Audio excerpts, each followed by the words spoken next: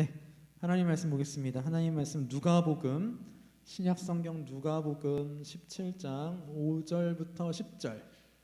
누가복음 17장 5절부터 10절 말씀 우리 같이 길지 않아요. 한 목소리로 천천히 읽어 보겠습니다.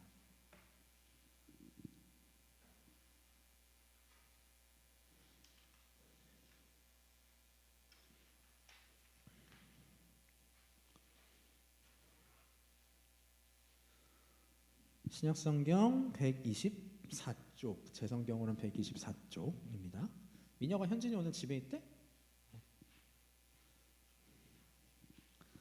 124쪽 누가복음 17장 5절로 10절 우리 같은 목소리로 한 목소리로 같이 천천히 합독해 보겠습니다. 5절 시작. 사도들이 주께 여짜오되 우리에게 믿음을 더하소서 하니 주께서 이르시되 너희에게 겨자씨 하나일 만한 믿음이 있었더라면 이 뽕나무더러 바다에 심겨라 하였을 것이요 그것이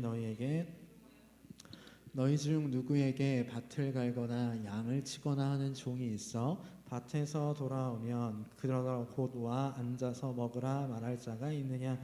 도리어 그더러 내 먹을 것을 준비하고 띠를 띠고 내가 먹고 마시는 동안에 수종 들고 너는 그 후에 먹고 마시라 하지 않겠느냐. 명한 대로 하였다고 종에게 감사하겠느냐. 이와 같이 너희도 명령받은 것을 다 행한 후에 이르기를 우리는 무익한 종이라 우리가 하여야 할 일을 한 것뿐이라 할지니라. 아멘. 자, 오늘 우리가 읽은 이 말씀은요, 예수님께서 제자들에게 믿음에 관하여 가르쳐 주신 말씀 중에 일부분입니다. 여러분, 사람이 살아가는 데 있어서요, 믿음은요 필수적인 요소입니다. 믿음이 없다면 우리의 삶은요 불안함의 연속일 거예요. 예를 들어 봅시다. 자, 우리 오늘 교회 올 때 차 타고 온 지체들이 꽤 많이 있을 거고 걸어온 지체들 많이 있을 텐데 윤이랑 유나는 아빠 차 타고 왔죠. 아빠 차를 타고 오면서 이 차가 사고가 나지 않을 것이라는 믿음을 가지고 타는 거죠. 기본적으로 사고가 날 거다라고 생각하고 타진 않잖아. 그죠? 오늘 송이랑 하은이랑 집에서 엄마가 해준 밥 먹고 왔나요? 못 먹었어? 평소에 밥을 먹을 때 엄마가 해준 이 밥을 먹으면 맛이 있을 것이고 내 몸에 이로울 것이다 라는 기본적인 믿음이 있으니까 먹는 거잖아요. 이 밥을 먹으면 내가 죽을 거야 라고 생각하면 그 밥을 먹지 않을 겁니다. 그죠? 또 민혁이 요새 헬스장 다니나? 헬스장 갔을 때 이 헬스장이 무너질 거야 라는 믿음을 갖고 들어갑니까 혹시? 아니요. 이 건물은 안전할 거야 라는 생각을 하고 살아갑니다. 우리 상일아, 오늘 군산 뭐 타고 내려가니? 기차 타고 내려갑니다. 이 기차가 탈선하지 않을 것이다 라는 믿음이 있으니까 그거 타고 가는 겁니다. 그죠? 만약에 그런 걸 믿지 못한다면 우리의 삶 자체는 굉장히 불안한 삶이 될 것이고요. 그런 불안함에 못 이겨서 생기는 정신의학적인 병이 있어요. 그걸 불안장애라고 이야기를 합니다. 예를 들어서 불안장애 중에 하나가 되게 연예인들 많이 걸리는 공황장애 같은 거 있죠. 그걸 다 불안장애의 한 요소인데 그런 질병에 걸리게 되죠. 더욱이 신자에게 믿음은 더 중요합니다. 여기서 말한 믿음은요, 방금 전에 말한 믿음들이 기본적인 신뢰, 그게 아니라 훨씬 더 이 세상에서 이야기하는 기초적인 믿음이나 신뢰보다 더 가치 있고 고상한 믿음이 신자에게는 필요합니다. 오늘 본문에서 예수님의 12제자는 예수님께 우리에게 믿음을 더하여 주소서 하고 구하고 있습니다. 그런데 예수님께서 믿음을 더해달라라는 제자들의 질문에 대하여 뭐라고 답변을 하시냐면 6절을 보니까 너희에게 겨자씨 하나일 만한 믿음이 있다면 이라고 답을 합니다. 자, 여러분이 12사도입니다. 12제자입니다. 믿음을 더하여 주소서라고 예수님한테 요구했어요. 근데 예수님께서 믿음을 더해 주시는 게 아니라 너희에게 겨자씨 하나일 만한 믿음이 있었다면 이라고 이야기를 하십니다. 자, 12제자에게 있어서 이 대답은 만족스러운 대답일까요? 이 대답을 12제자가 원했을까요? 12제자가 원한 답은 무엇일까요? 그래, 알았다. 내가 너희의 믿음을 더하여 주마. 이거였을 겁니다. 그렇다면 이게 무슨 의미일까요?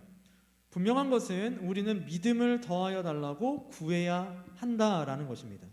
그러나 그 믿음은 12제자가 생각하는 믿음이 아니라 예수님께서 말씀하시는 그 믿음을 더해달라고 우리는 구해야 되는 사람들입니다.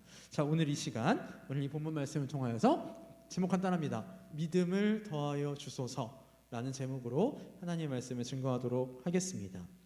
오늘 본문 5절을 보면 사도들이 주께 여짜오되라는 말씀으로 시작을 하고 있습니다. 자, 이 말씀을 보면 사도들이 어떤 말을 들었을 때 이러한 반응이 나타났다라는 걸 유추할 수 있습니다. 추론할 수 있습니다. 그러면 어떤 말을 들었느냐? 바로 위에 1절로부터 4절의 말씀을 듣고 나서 주여 우리에게 믿음을 더하여 주소서라고 반응한 겁니다. 자, 그럼 1절로 4절에 어떤 말씀이 있는지, 자, 이런 말씀이 있습니다. 1절부터 4절 제가 읽어보겠습니다. 예수께서 제자들에게 이르시되 실족하게 하는 것이 없을 수는 없으나 그렇게 하게 하는 자에게는 화로다. 그가 이 작은 자 중에 하나를 실족하게 할진대 차라리 연자맷돌이 그 목에 매여 바다에 던져지는 것이 나으리라. 너희는 스스로 조심하라. 만일 내 형제가 죄를 범하거든 경고하고 회개하거든 용서하라. 만일 하루에 7번이라도 내게 죄를 짓고 7번 내게 돌아와 내가 회개하노라 하거든 너는 용서하라 하시더라 라는 말씀입니다. 예수님께서 제자들에게 이 말씀을 하셨을 때 제자들의 반응이 뭐였냐면 이 말씀을 듣고 나서 주여 우리에게 믿음을 더하여 주소서라는 반응이었습니다. 1절부터 4절은요 신자로서 또 예수 그리스도의 제자로서 해야 할 일을 말씀해 주셨어요. 왜 그러냐면 17장 1절 이전에 있는 누가복음 15장 16장 이 두 장이 어떤 장이냐면 바리새인들과 서기관들의 잘못을 지적하시는 내용이에요. 예수님께서 바리새인과 서기관들은 이러하거든 너네는 그러면 안 돼 라고 지적하시는 내용입니다. 그러면서 그들과 다르게 신자는 어떻게 살아야 하느냐 그 말씀을 가르쳐 주신 것입니다. 그렇다면 1절부터 4절의 내용이 무슨 내용이냐 우리 한번 읽어봤지만 다시 한번 정리하도록 하겠습니다. 1절부터 4절을 총 정리하는 말씀이 몇 절에 있냐면 3절에 있습니다. 우리 3절 시작을 보면 이렇게 시작하죠. 너희는 뭐하라? 스스로 조심하라. 이게 1절부터 4절의 내용을 총 정리하는 내용입니다. 그럼 뭘 조심해야 되느냐? 즉 1절부터 4절에 있는 말씀은 신자라면 조심해야 될 것이 있는데 무엇을 조심할 것이냐라는 것을 가르쳐 주시는 말씀입니다. 신자로서 어떻게 살아야 하는지 또 신자로서 무엇을 조심해야 할지 예수님께서는 1절부터 4절까지 두 가지를 통해서 말씀해 주고 계십니다. 자, 첫 번째 무엇을 가르쳐 주시냐면 연약한 자를 실족시키지 않게 조심해라 라는 것입니다. 자, 우리 1절 2절 다시 한번 같이 읽어봅시다. 1절 2절 앞에 보시고요. 성경 보셔도 됩니다. 1절 2절 같이 읽습니다. 시작. 예수께서 제자들에게 이르시되 실족하게 하는 것이 없을 수는 없으나 그렇게 하게 하는 자에게는 화로다. 그가 이 작은 자 중에 하나를 실족하게 할진대 차라리 연자맷돌이 그 목에 매여 바다에 던져지는 것이 나으리라. 자, 1절로 2절 간단하게 얘기하면 뭡니까? 뭐 하지 않게 조심하라고요? 연약한 사람을 실족하지 않게 조심하라고요. 실족이 뭔데요, 여러분? 실족하게 하는 게 뭔데요? 쉽게 표현하면 이거예요.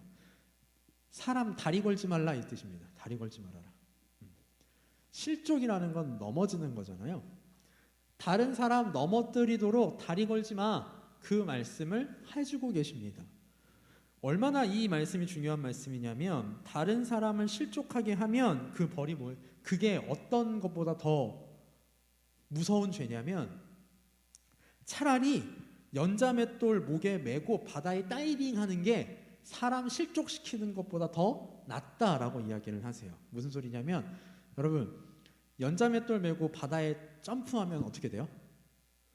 나 수영 좀 한다 혹시? 수영 좀 하는 사람 있어요? 아무도 없어? 우리 물에 빠지면 다 죽어? 민혁이 연자맷돌이 보통 얼마냐면 작은 게 이거 소강대성만 하거든요. 이거 발에 묶고 수영 가능? 배도 못 가능. 웬만한 작은 보트도 힘들어요. 이거 무슨 이 말이 무슨 뜻? 이거 사용 방법 중에 하나예요. 예전에 고대로부터 전해 내려오는 바다에서의 유명한 사형 방법 중 하나입니다. 발목에다가 돌 묶어갖고 던져버리는 거. 되게 유명한 사형 방법 중에 하나거든요. 그 형벌이 어떤 형벌보다 가볍다라는 거냐면 연약한 사람 실족시키는 것보다 형벌이 가볍다라는 거예요. 근데 예수님께서 여기서 한 가지 전제를 하시는 게 뭐냐면 1절 말씀을 보면 실족하게 하는 것이 없을 수는 없다. 그죠? 우리는 누군가에게 실족하게 할 수 있어요. 얼마든지. 내가 의도하건 의도하지 않았건 그렇습니다. 그런데 그렇게 하는 사람에게는 화가 있다라는 거예요. 그러니까 이 말씀은 뭐예요? 실족하게 하면 화가 있으니까 너네는 뭐 하지 않게 조심해라? 가능한 한 다른 사람을 넘어뜨리지 않도록 조심해라 라는 말씀입니다. 특별히 소외되고 연약한 사람들, 나보다 믿음이 연약하고 또 힘든 사람들, 그 사람들을 넘어뜨리면 하나님이 더 악하다고 여기시는 거예요. 두 번째로 하나님께서는 뭘 조심하라, 뭘 유의하라 라고 말씀하시냐면 형제를 용서하는 것을 유의하여 행하라 라고 말씀하십니다. 자, 우리 3절부터 4절도 같이 한번 읽어볼까요? 3절 4절 시작. 너희는 스스로 조심하라. 만일 내 형제가 죄를 범하거든 경고하고 회개하거든 용서하라. 만일 하루에 7번이라도 내게 죄를 짓고 7번 내게 돌아와 내가 회개하노라 하거든 너는 용서하라 하시더라. 자매가 둘밖에 없어가지고 송이랑 하은이는 보통 누가 잘못해서 싸워? 보통 누가 먼저 잘못하거나 누가 먼저 성질을 긁어요? 서로 같이. 자, 그러면 이렇게 예를 하나 들어봅시다. 언니가 뭐 하면 제일 싫어해? 언니가 뭐 하면 제일 싫어해? 하은이가 어떤 행동을 할 때 언니가 제일 싫어해요?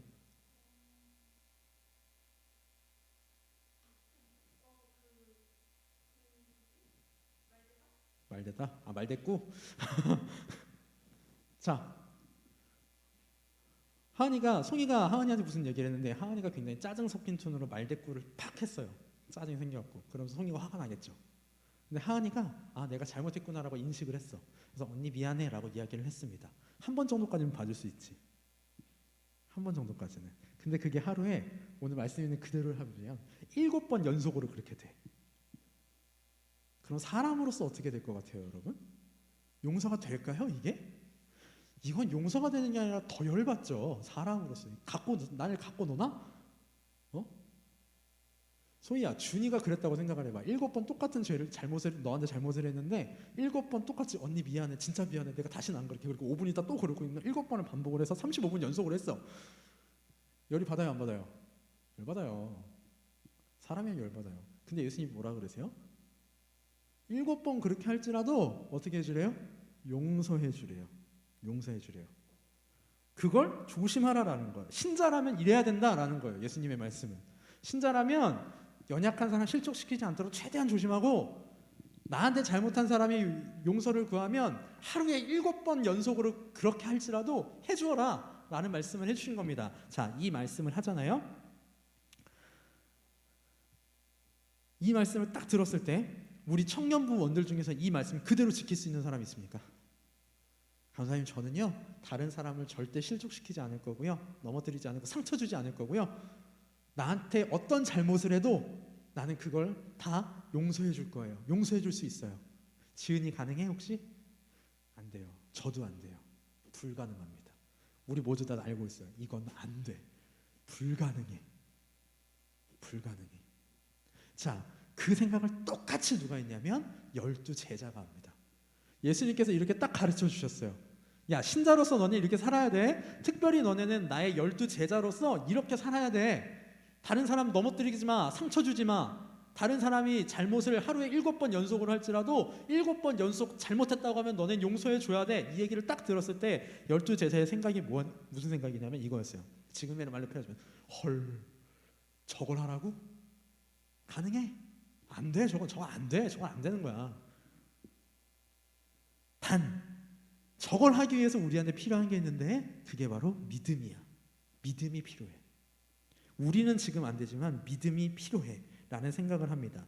그래서 5절에서 이런 요구를 하는 거예요. 뭐라고 합니까? 5절 사도리들이 주께 여짜오되, 여기부터 같이 한번 읽읍시다. 우리에게부터 시작. 우리에게 믿음을 더하소서. 여러분, 사도들이 왜 이 얘기를 한지 이제 이해가 가죠. 예수님께서 하신 말씀 자체가 못하겠는 거예요. 이걸 하려면 더 큰 믿음이 필요하다라고 사도들이 생각을 했습니다.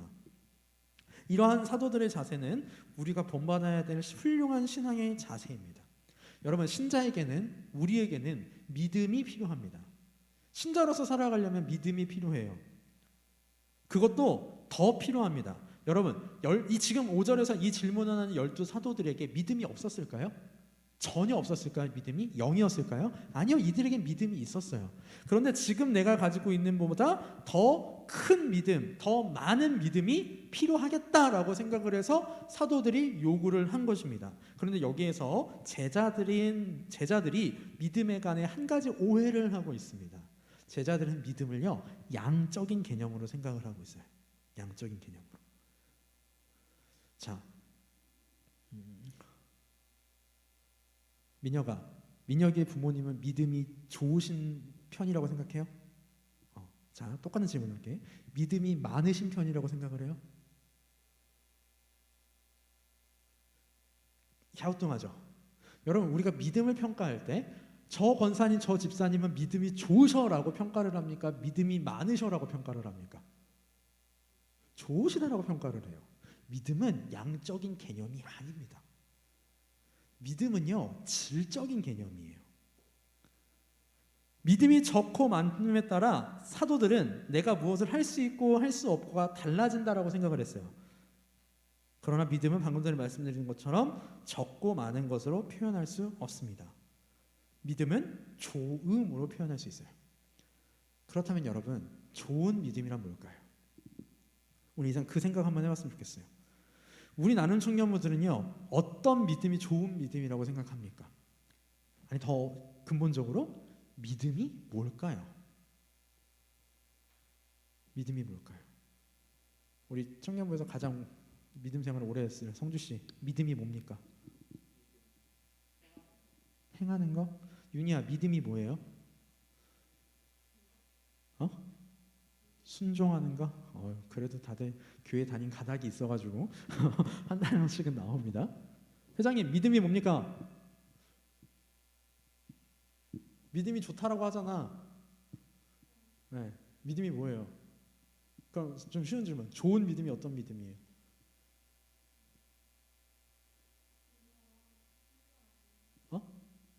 순종하는 거? 맞아요. 여러분 지금 제대로 포인트를 잡고 있긴 합니다.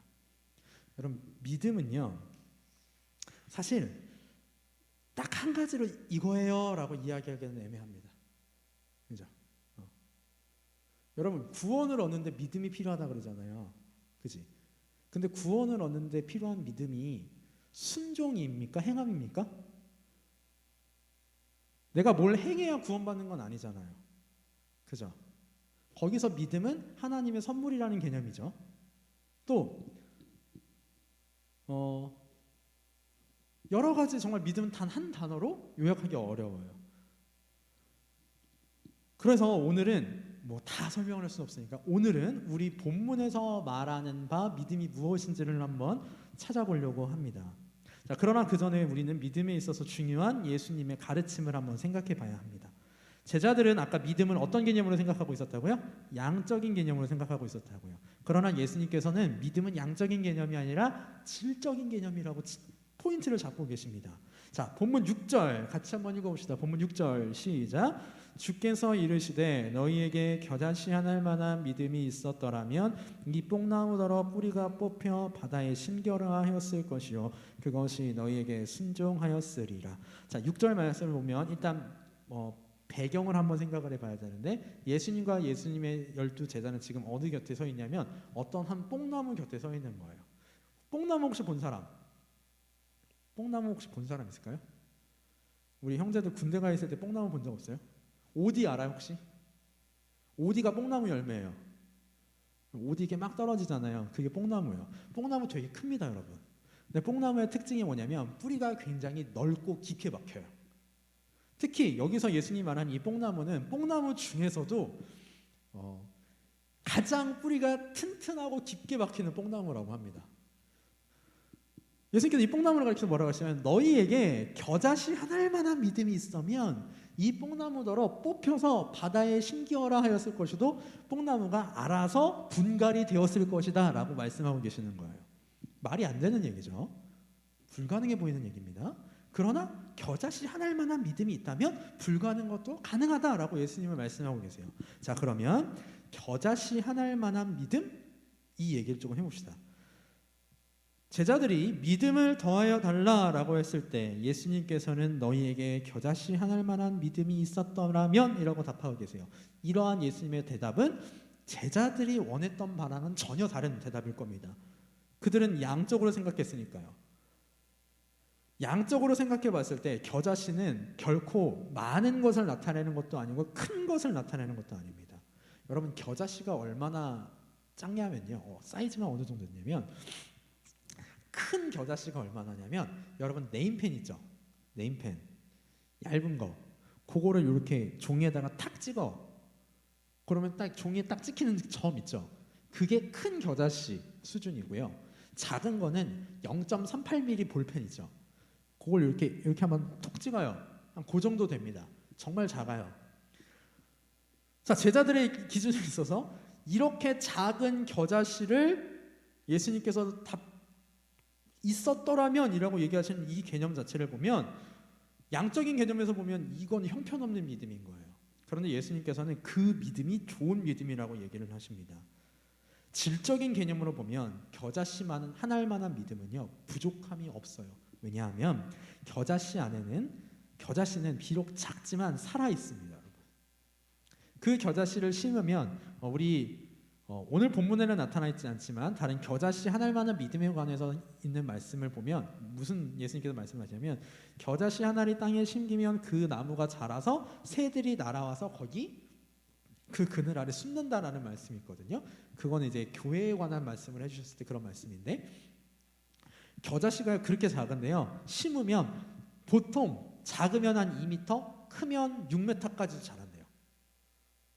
왜냐하면 그 겨자씨 안에는 그러한 일을 할 수 있는 놀라운 힘이 담겨져 있습니다. 왜? 죽어있지 않기 때문에, 살아있기 때문에, 생명이 있기 때문입니다. 예수님께서 말씀하시는 믿음은 어떤 믿음이냐면 생명 있는 믿음을 말씀하고 계십니다. 예수님께서는 좋은 믿음이 중요하다. 그리고 그 좋은 믿음이란 살아있는 믿음, 생명 있는 믿음이어야 한다라는 말씀을 가르쳐주고 계시죠. 이러한 믿음만 된다면, 살아있는 믿음, 생명 있는 믿음만 된다면 여기 있는 이 뽕나무더러 뽑혀서 바다에 심기어라 하는 그런 말도 안 되는 일도 할 수 있을 것이다 라고 예수님께서 말씀하고 계십니다. 물론 이 말씀을 가지고 나서 오해하시면 안 돼요. 내 믿음이 살아있으면 자, 우리 저기 밖에 벚나무가 하나 있는데 벚나무더러 뽑혀서 우리 집 앞으로 옮겨져라 해도 된다, 그런 의미 아닙니다. 그런 의미 아니죠. 불가능한 일도 할 수 있다라는 걸 예수님께서 비유적으로 말씀해 주신 겁니다. 믿음이 있다면요, 진짜 살아있는 믿음이 있다면 불가능한 일도 가능합니다. 자, 그 말씀을 예수님께서 이 비슷한 말씀을 한번 하신 적이 있어요. 마가복음 9장 23절 말씀입니다. 자, 우리 한 목소리로 같이 한번 읽어봅시다. 마가복음 9장 23절 시작. 예수께서 이르시되 할 수 있거든이 무슨 말이냐, 믿는 자에게는 능히 하지 못할 일이 없느니라. 믿는 자에게는 능히 하지 못할 일이 없대요. 믿음이 있는 사람에게는 불가능한 일이 없다라고 예수님께서 말씀해주고 계십니다. 그렇다면 좋은 믿음이란 어떤 믿음입니까? 조금 더 구체적으로 봅시다. 오늘 본문대로 보자면 1절로부터 4절에 있는 그 말씀, 다른 사람을 넘어뜨리지 않고 다른 사람이 나한테 잘못했을 때 하루에 7번씩이라도 용서해 줄 수 있는 그 사람으로서 불가능해 보이는 그 믿음이 어떤 믿음이 가능하게 할까? 불가능해 보이는 저희를 가능하게 하는 그 믿음은 어떤 믿음일까? 자, 그 힌트가 7절로부터 10절에 나와 있습니다. 7절부터 10절 제가 읽을게요. 여러분 눈으로 한번 따라와 보세요. 7절. 너희 중 누구에게 밭을 갈거나 양을 치거나 하는 종이 있어 밭에서 돌아오면 그더러 곧 와 앉아서 먹으라 할 자가 있느냐? 도리어 그더러 내 먹을 것을 준비하고 띠를 띠고 내가 먹고 마시는 동안에 수종 들고 너는 그 후에 먹고 마시라 하지 않겠느냐. 명한대로 하였다고 종에게 감사하겠느냐. 이와 같이 너희도 명령받은 것을 다 행한 후에 이르기를 우리는 무익한 종이라 우리가 하여야 할 일을 한 것뿐이라 할지니라 라고 말씀하고 있습니다. 여러분, 여기서 말하는 종이라는 말은요, 노예라는 말이에요. 노예. 그러니까 종이랑 노예는 약간 개념이 달라요. 약간 개념이 달라요. 우리 한글 개혁성이 그냥 퉁퉁 쳐서 종 이라고 표현을 하는데 정확히 노예입니다. 자, 노예라고 하고 다시 한번 볼게요. 너희 중 누구에게 밭을 갈거나 양을 치는 노예가 있는데 그 노예가 일을 하고 밭에서 돌아왔을 때 야, 너 수고했다. 와서 앉아서 일단 뭐 먹어 라고 말할 주인이 있을까요? 없을까요? 없죠. 노예잖아. 오히려 밭에서 일하고 들어왔을 때에도 불구하고 도리어 내 먹을 거 준비하고 띠를 띠고 내가 먹고 마시는 동안에 수종 들고 너는 그 후에 먹고 마셔라 라고 이야기하겠죠. 그때 당시에는 그렇겠지. 오늘날 이랬다가는 난리가 나겠지만 그때 당시에 주인하고 노예의 관계에서는 이게 당연한 거잖아요. 그래 놓고서 9절에 봅시다. 명한대로 하였다고 종에게 노예에게 감사하겠느냐. 여러분, 노예한테 감사한 사람이 있을까요? 없어요. 우리 직장 생활하는 사람을 생각해봐요. 여러분들이 맡은 일이 있어, 업무가 있어. 그 업무를 다 했다고 여러분 사장님이 고마워 합니까? 당연하게 여기죠. 당연하게 여기죠. 예수님께서 그래서 10절에서 이렇게 말씀하시는 거예요. 이와 같이 너희도 명령받은 것을 다 행한 후에 이르기를 우리는 무익한 종이라 우리가 하여야 할 일을 한 것뿐이라 할지니라. 자, 이 비유의 말씀에서 좋은 믿음이 어떤 것인가 힌트를 한번 찾을 수 있습니다. 오늘 본문에서 우리에게 가르쳐주는 좋은 믿음이란 종의 자세예요. 종의 자세. 저분 믿음이 참 좋아. 그러면 오늘 본문에 있어서만큼은 종의 자세를 갖고 있는 사람이 믿음이 좋은 사람이라는 겁니다. 우리가 구해야 될 좋은 믿음은요, 종의 자세의 믿음이에요. 자, 그럼 종의 자세를 풀어서 얘기하면 두 가지예요. 첫 번째는 겸손함이고요, 두 번째는 내려놓음입니다. 이 두 가지, 겸손함과 내려놓음, 이 두 가지가 있는 믿음이 생명 있는 믿음이고 살아있는 믿음입니다. 그럼 왜 좋은 믿음이 겸손함과 내려놓음이 있는 믿음이냐? 여러분, 겸손하지 못하고 자신을 내려놓지 못하는 믿음은요, 결코 좋은 믿음이라고 할 수 없습니다.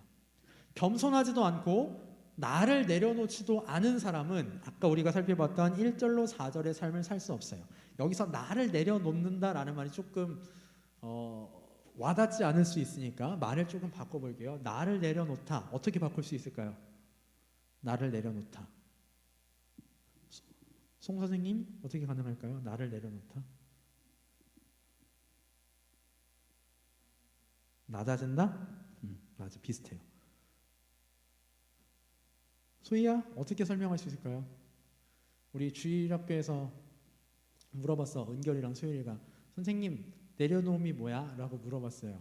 뭐라고 설명해 줄 거예요? 이게 들었다가 내려놓을 거야? 그건 아니잖아. 그치? 뭐라고 설명할 겁니까? 여러분, 내려놓는다라는 건요, 자존심 버리라는 거예요. 신앙인은요, 하나님 앞에서, 다른 사람 앞에서 쓸데없이 자기 고집, 자기 자존심 부리면 안 됩니다. 자기 자존심을 못 버리면 결코 하루에 7번 용서할 수 없어요. 겸손하지 않으면 다른 사람의 다리를 안 걸 수가 없어요. 저 사람이, 우리 성경은 그런 표현이 있죠. 남을 나보다 낮게 여겨라 라고 그랬어요. 남을 나보다 낮게 여겨라. 윤희가 나보다 나은 사람이라는 겸손함이 내가 없다면 윤희가 하는 일에 대하여서 나는 상처 줄 수밖에 없어요. 넌 왜 그따위로밖에 못해? 라고 상처 줄 수밖에 없어요.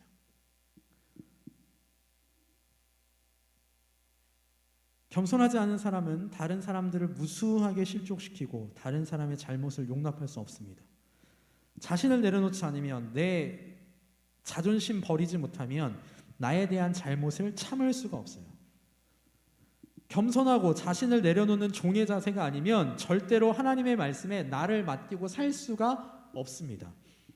그리고 또 한 가지, 종은요 모든 것을 주인에게 맡겨요. 주인에게 맡기면 주인이 알아서 해줍니다. 예를 들어서요, 제가 굉장히 존경하는 돌아가신 목사님이 이 말씀하면 항상 하셨던 말씀이 뭐가 있냐면 소에 대한 말씀이에요. 올해가 소의 해잖아. 여러분, 소는요 주인이 있죠. 주인이 있죠. 소는 자기 할 일만 잘하면 돼요. 소가 할 일이 뭐가 있을까? 밭 갈고 뭐 이런 것들이 있겠죠. 뭐 젖소면 우유 짜고. 근데 만약에 이 소가 아파요. 그러면 소가 마음이 끓을 것 같아요? 주인이 마음이 끓을 것 같아요? 주인이 마음이 끓어요. 정인이 강아지 키우잖아. 강아지가 아프면 강아지가 마음이 더 아플 것 같아요? 정인이가 마음이 더 아플 것 같아요? 주인이 더 애걸복걸. 강아지는 그냥 아플 뿐이야. 애걸복걸하는 건 주인이에요. 얘를 어떻게 낫게 해줄까? 어디를 치료해줘야 되나? 어느 병원이 잘 아나? 다 합니다. 그리고 소가 밥 먹을 걱정해요? 안 해요? 안 해요. 때 되면 알아서 주인 할머니가 소죽 써다 줄 거예요. 우리 처갓집에 있는 고양이 한 마리가 있는데 걔 되게 웃겨요. 집 밥그릇이 비어 있잖아요. 그럼 와서 저희 장모님을 불러서 가서 밥그릇을 채워요. 안 채워지면 밥그릇을 뒤집어 엎어요. 싸가지가 없어가지고. 여러분, 주인이 있으면요 걱정할 게 없어요. 알아서 채워줘요. 저희 집에서 키우는 저희 아버지네 집에서 키우는 거기도 고양이 한 마리, 걔 밥 걱정, 유산균 걱정, 예방 접종 맞을 걱정 하나도 안 해요. 그냥 아빠랑 제가 알아서 다 해줘요. 여러분, 종의 믿음은 어떤 믿음이냐면 내 삶을 하나님께 맡긴 믿음입니다. 이게 좋은 믿음이에요. 겸손하게 겸손함을 갖고 있고 나의 자존심을 버리고 나의 모든 것을 하나님께 맡기는 믿음, 그게 종의 믿음입니다. 그게 좋은 믿음이고 그게 겨자씨 하나알 같은 믿음이에요. 생명 있는 믿음이에요. 왜냐하면 그런 믿음이 있을 때에만 정말 하나님의 말씀대로 생명 있는 삶을 살아갈 수 있기 때문에 그렇습니다. 겸손함, 그리고 자신을 내려놓음, 그리고 모든 것을 전능하신 하나님께 맡기는 것, 이 믿음이 있을 때 우리는 우리 삶에서 만나는 불가능해 보이는 일도 해결할 수 있어요. 아니요, 이겨낼 수 있어요. 하나님의 도우심으로 이겨낼 수 있어요. 삶의 문제를 말씀대로 이겨낼 수도 있고요. 나의 소원, 나의 뜻이 아닌 하나님의 인도하심, 하나님의 뜻을 따라 살아갈 수 있습니다. 우리 청년의 때를 살아갑니다. 여러분, 삶 살기 녹록지 않죠? 어려운 일도 참 많이 만나요. 우리 청년부 나이 때 다른 제 아는 동생들이나 아니면 여러분들이랑 같이 상담해 보면 가장 안타까운 이야기 중에 하나가 뭐냐면 뭘 해야 될지 모르겠다라는 거예요. 앞길이 안 보인다라는 거, 희망이 안 보인다라는 거. 맞아요. 우리가 살아가는 세대가요, 참 청년들 먹고 살기 힘든 세대이고요, 희망 찾기 힘든 세대예요. 근데요, 여러분, 그러면 이때 우리한테 필요한 게 뭘까요? 토익 900점이 필요할까요? 어마어마한 스펙이 필요할까요? 어마어마한 인턴 경력이 필요할까요? 또 학위가 필요할까요? 어마어마한 학위? 네? 다 필요해요. 필요해요. 내가 가고 싶은 학교가 있어. 근데 그 학교에서 토익보다는 토플로 하자. 토플 몇 점 이상을 요구를 해요. 맞춰야죠. 내가 어느 연구소의 연구원으로 취업을 하고 싶은데 그곳에서 석사 학위 이상을 요구를 해요. 필요합니다. 근데요, 우리의 우선순위를 바로 잡아야 되는 거, 된다라는 이야기를 오늘 하고 싶습니다. 그것만 바라보고 쫓아가잖아요. 그러면요, 성공하는 것 같아 보이지만 실패해요. 성공하는 것 같아 보이지만 실패합니다. 여러분, 저는 오늘 이 시간에 우리 청년부 여러분들, 우리 몇 명이 하나, 둘, 셋, 넷, 다섯, 여섯, 일곱, 여덟, 아홉, 열, 열하나, 이 자리에 앉아 계신 게 저는 기적이라고 생각합니다. 저는 기적이라고 생각해요. 이건 기적이에요. 오늘날과 같은 세대에서 여러분이 여기 있는 건 기적입니다. 여러분의 믿음이 가벼운 믿음이 아닙니다. 근데 그 가운데서도요, 우리는 믿음을 더 구해야 합니다. 교회에서 믿음 지키는 건 사실 그렇게 어렵지만은 않아요. 그렇게 어렵지만은 않아요. 그러나 교회 밖을 나가고 주일이 지나고 월요일이 돼서 만나는 삶의 모든 순간들은요, 믿음을 지키기 어려운 것들이 너무너무 많아요. 다른 사람한테 오늘 본문 말씀대로면 다른 사람들한테 상처 안 줄 수 있는 환경이 아니에요. 상처 주게 돼요. 다른 사람이 나한테 잘못을 하지 않는 환경이 아니에요. 다른 사람들이 나를 짜증나게 하고 화나게 합니다. 근데 그걸 용서해 줘야 되는 상황을 우리는 만나요. 용서하라고 하나님 말씀하셨어요. 지금 내가 하고 있는 이 일이 정말 제대로 하고 있는 일인지, 내가 앞으로 취업은 할 수 있을지, 결혼은 할 수 있을지 막막해요. 그때 우리한테 필요한 건 믿음입니다. 그것도 좋은 믿음이에요. 겸손하게 나 자신을 내려놓고 하나님한테 맡기는 겁니다. 그 믿음을 우리는 구해야 돼요. 여러분, 이 믿음은요, 한 번에 주어지지 않아요. 믿음은 쌓아가는데 굉장히 오랜 시간이 걸리고 힘들어요. 그렇기 때문에 날마다 하나님한테 구해야 합니다. 자, 생명 있는 믿음을 조금 더 구체적으로 살펴보면 아까 윤이랑 하은이랑 성주 씨랑 얘기한 게 다 들어가 있어요. 생명 있는 믿음은 행함 있는 믿음입니다. 예수님께서 가르치신 1절로 4절은 우리 삶의 구체적인 행동이었어요. 이 행동을 하기 위해 우리에게는 믿음이 필요하고 삶 가운데 하나님이 원하시는 삶을 살 때 그 믿음이 생명 있는 믿음입니다. 자, 야고보서 2장 26절을 볼까요? 야고보서 2장 26절 같이 한번 읽어봅시다. 시작. 영혼 없는 몸이 죽은 것 같이 행함이 없는 믿음은 죽은 것이니라. 여러분, 행함 없는 믿음이 죽었다 그랬잖아요. 자, 중요하게 얘기 생각해봅시다. 지금 갓 신앙생활을 시작한 사람과 신앙생활을 정말 제대로 해서 10년 지난 사람이 있다고 칩시다. 이 두 사람의 믿음의 깊이는 같을까요? 다를까요? 다르겠죠. 그러나 내 믿음의 수준이 이 정도일지라도 이 믿음의 수준에서 맞는 삶을 살아간다면 그 삶은 겨자씨 하나 같을지라도 살아있는 믿음이고 좋은 믿음이에요. 즉, 주일학교 아이들이 믿음으로 살아가는 것과 장로님이 믿음으로 살아가는 것이 하나님 앞에서는 다 좋은 믿음이라는 거예요. 나는 성경을 잘 몰라서, 나는 교회를 다닌 지 오래되지 않아서, 나는 성경 공부를 해보지 않아서, 교리 공부를 해보지 않아서, 기도를 해본 적이 없어서 그건 핑계거리가 되지 않아요, 여러분. 그건 우리가 좋은 믿음을 안 가져도 되는 핑계거리가 되지 않아요. 사랑하는 청교부 여러분, 오늘 우리가 믿음을 더하여 달라라고 말씀을 드리고 있습니다. 지금 내가 갖고 있는 믿음에서 조금 더 성숙한 믿음으로 가기 위해서 우리는 하나님께 믿음을 구해야 합니다. 내가 앞으로 만나는 모든 삶 가운데서, 모든 환경 가운데서, 모든 사건들에서 하나님의 말씀대로 살아갈 수 있도록 우리는 믿음을 구해야 합니다. 기도하셔야 합니다. 그런데 그 기도하는 것 자체가 수준이 다를 수 있어요. 제가 지난주에 우리 소희 엄청 칭찬했잖아요.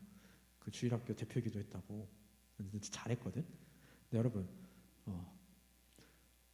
회장님, 담임 목사님이 갑자기 어느 날 오시더니, 자, 하은아, 네가 청년부 회장이 다음 주 오예배 때 대표 기도를 해보거라. 너 어떻게 할 거야? 어떻게 할 거야? 목사님의 스팸 등록을 하고 오후에 교회를 나오지 않을 수도 있을 거예요. 그죠? 그죠? 자, 무슨 말이냐면 우리 청년들이 하는 기도랑 집사님, 권사님들이 하시는 기도는요, 수준이 조금 다르죠. 사용하는 단어도 다르고 그럴 겁니다. 자, 근데 하나님 기준에서 봅시다. 수준 높은 단어를 사용하는 기도와 그냥 내가 알고 있는 걸 모든 걸 다 한 우리의 기도, 하나님 입장에서는 어느 기도를 더 귀중하게 여겨보실까요? 똑같다는 거예요. 여러분, 우리가 구해야 될 믿음은 지금 내 수준에서 행할 수 있는 믿음을 구해야 됩니다. 행할 수 있도록 도와달라고 구하셔야 하고요. 또한 하나님, 내가 여기서 믿음이 조금 더 자라나게 해달라고 기도하셔야 돼요. 그게 오늘 말씀의 제목입니다. 믿음을 구하여 달라는 겁니다. 내가 믿고 있는 만큼, 내가 알고 있는 만큼 내 생활 가운데 살아내는 것, 그것이 중요해요. 그리고 점점 믿음이 성숙되어 갈수록 그만큼 나의 행함, 삶도 말씀으로 성숙해져 가야 한다라는 것입니다.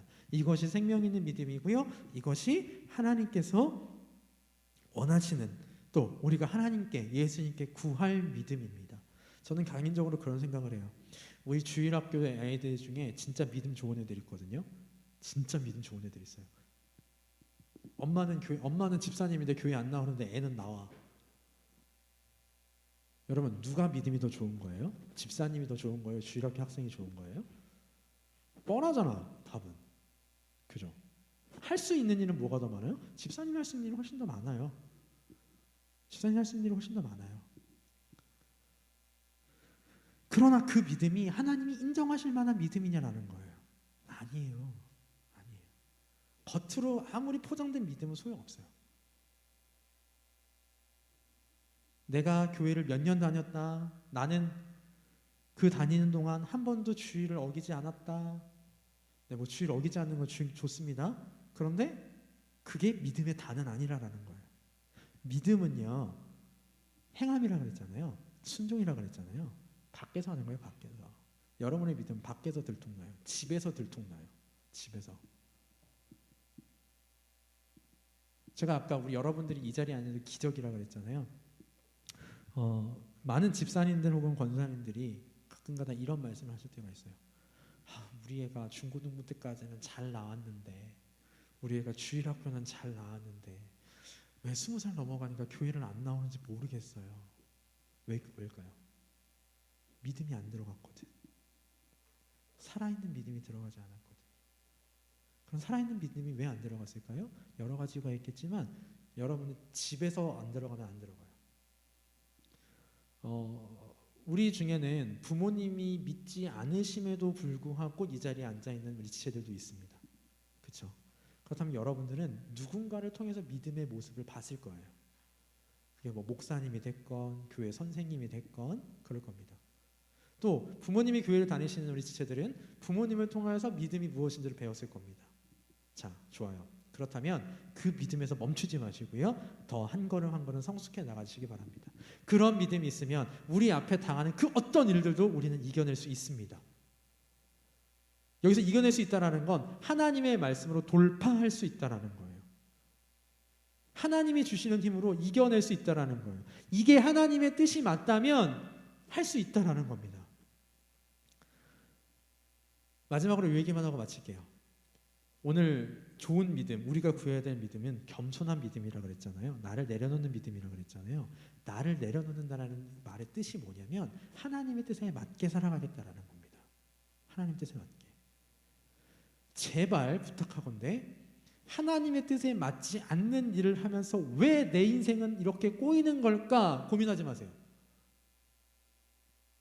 그게 뭐랑 똑같냐면 요나가 다시스로 가는데 폭풍을 만나면서 왜 다시스로 가는데 폭풍이 나오지? 랑 똑같은 거예요. 하나님이 여러분들이 그쪽으로 가게 놔두시지 않아요. 어떻게든 데려오세요. 우리의 믿음은 하나님의 뜻을 분별하는 믿음이 필요해요.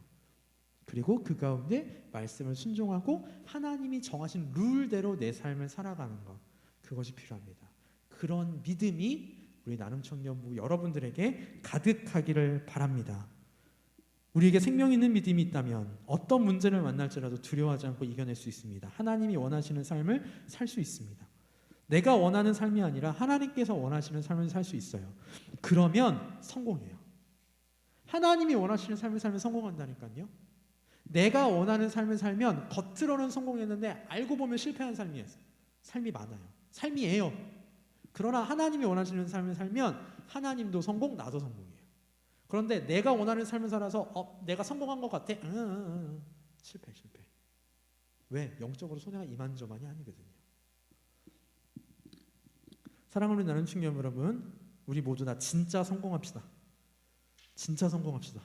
믿음으로도 성공하고 하나님께서 나에게 주신 뜻을 찾아서 그 가운데로 한 걸음 한 걸음 걸어 나가며 성공하시는 우리 나눔 청년부 여러분들 되시기 바랍니다.